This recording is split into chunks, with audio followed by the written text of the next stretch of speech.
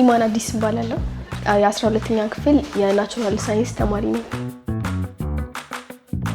ስሜ አንቢያ ዝናቡ ይባላል። የሲቪል ኢንጂነሪንግ ተማሪ ነኝ። ስም ኢሳ መሐመድ።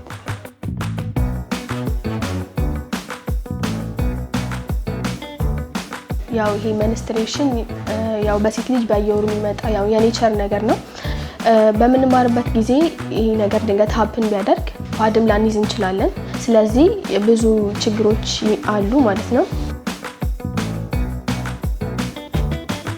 ፕሮጀክቱ ደግሞ ከመጣ በኋላ እዚህ መተን መጠቀም እንችላለን ማለት ነው።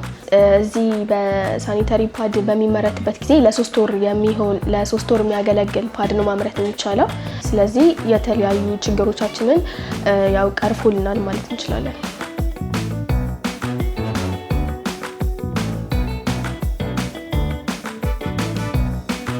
ከዚህ በፊት ምንም ስራ የለም።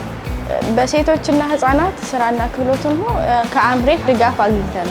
የምንሰራው ልብስ ማጠብና ልብስ መተኮስ።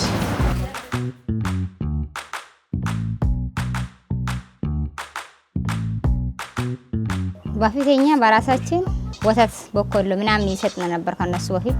አሁን ግን እነሱ ከመጣ ወደ ሱቅ ቀየረናል። በጣም ነው የምንመሰገነው። ጥሩ ስራ ነው የፈጠሩት። አምሬፎችን በጣም እናመሰግናለን። ስፓኒሽ ኮኦፕሬሽንን ማመስገን ፈልጋለሁ።